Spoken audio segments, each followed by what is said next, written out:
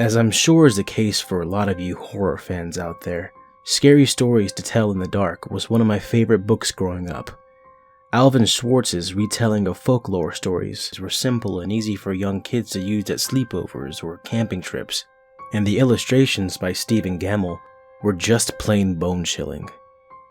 With the movie now in theaters, I thought I'd share with you one of my favorite stories from each of the 3 books. What was your favorite story? Leave it in the comments down below, and enjoy.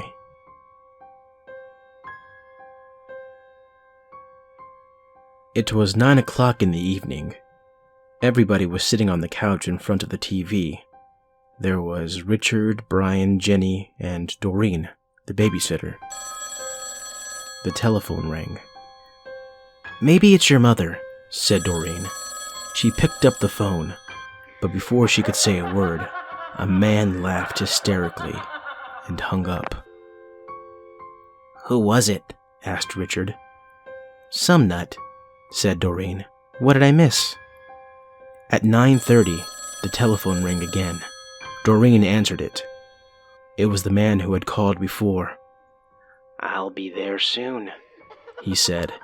He laughed and hung up. "Who was it?" the children asked. "Some crazy person," she said. About 10 o'clock, the phone rang again. Jenny got to it first. "Hello?" she said. It was the same man. "1 more hour," he said, and he laughed and hung up. "He said 1 more hour. What does that mean?" asked Jenny. "Don't worry," said Doreen. "It's somebody fooling around." "I'm scared," said Jenny. About 10:30, the telephone rang once more. When Doreen picked it up, the man said, "Pretty soon now," and he laughed. "Why are you doing this?" Doreen screamed, and he hung up. "Was it that guy again?" asked Brian. "Yes," said Doreen. "I'm going to call the operator and complain." The operator told her to call back if it happened again, and she would try to trace the call. At 11 o'clock, the telephone rang again. Doreen answered it. "Very soon now," the man said, and he laughed and hung up. Doreen called the operator. Almost at once, she called back. "That person is calling from a telephone upstairs," she said. "You better leave. I'll get the police." Just then, a door upstairs opened. A man they had never seen before started down the stairs towards them. As they ran from the house, he was smiling in a very strange way.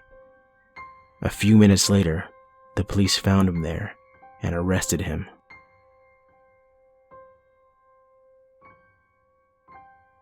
Ida always went to the 7 o'clock Sunday morning service at her church. Usually, she heard the clanging of the church bells while she was eating breakfast. But this morning, she heard them while she was still in bed. "That means I'm late," she thought. Ida jumped out of bed, quickly dressed, and left without eating or looking at the clock. It was still dark outside, but it usually was dark at this time of year. Ida was the only one in the street.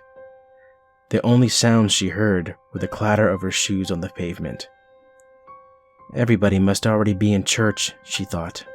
Ida took a shortcut through the cemetery. Then she quietly slipped into the church and found a seat. The service had already begun. When she caught her breath, Ida looked around. The church was filled with people she had never seen before.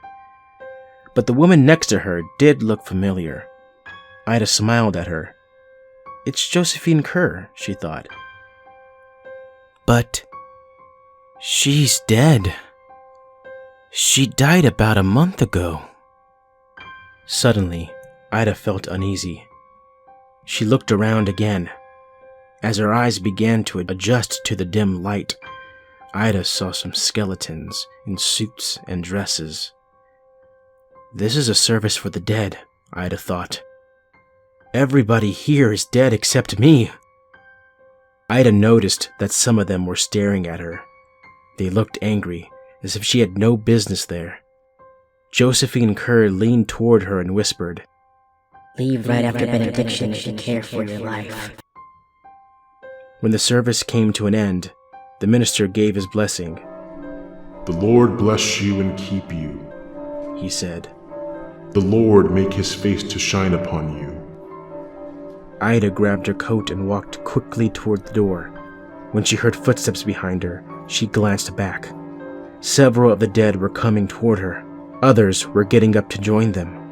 "The Lord lift up his countenance to you," the minister went on. Ida was so frightened she began to run. Out the door she ran with a pack of shrieking ghosts at her heels. "Get out!" one of them screamed. Another shouted, "You don't belong here," and ripped her coat away. As Ida ran through the cemetery, a third grabbed the hat from her head. Don't come back," it screamed and shook his arm at her. By the time Ida reached the street, the sun was rising and the dead had disappeared. Did this really happen? Ida asked herself. Or have I been dreaming? That afternoon, one of Ida's friends brought over her coat and hat, or what was left of them. They had been found in the cemetery, torn to shreds. When it got hot in the valley, Thomas and Alfred drove their cows up to a cool green pasture in the mountains to graze. Usually they stayed there with the cows for 2 months, then they brought them down to the valley again. The work was easy enough, but oh, was it boring. All day the two men tended to their cows. At night, they went back into a tiny hut where they lived. They ate supper, they worked in the garden, and went to sleep. It was always the same. Then Thomas had an idea that changed everything. "Let's make a doll the size of a man," he said. "It will be fun, and we could put it in the garden and scare away the birds."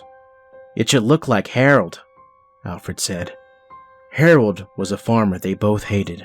They made the doll out of old sacks stuffed with straw. They gave it a pointy nose like Harold's and tiny eyes like his. Then they added dark hair and a twisted frown.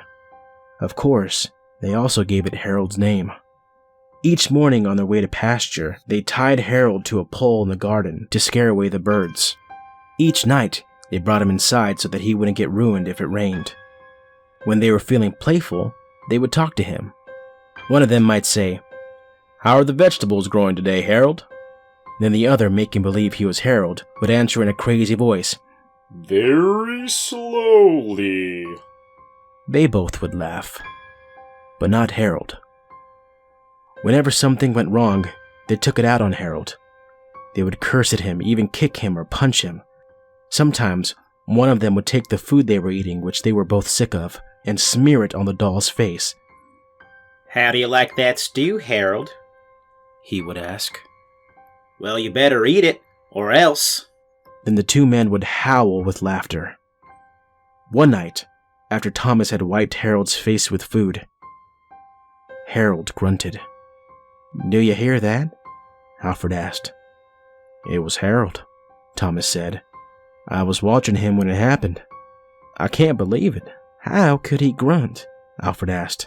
"He's just a sack of straw. It's not possible." "Let's throw him in the fire," Thomas said, "and that will be that." "Let's not do anything stupid," said Alfred. "We don't know what's going on. When we move the cows down, we'll leave him behind. For now, let's just keep an eye on him." So they left Harold sitting in the corner of the hut. They didn't talk to him or take him outside anymore. Now and then the doll grunted, but that was all. After a few days, they decided there was nothing to be afraid of. Maybe a mouse or some insects had gotten inside Harold and were making those sounds. So Thomas and Alfred went back to their old ways. Each morning, they put Harold out in the garden, and each night they brought him back into the hut. When they felt playful, they joked with him.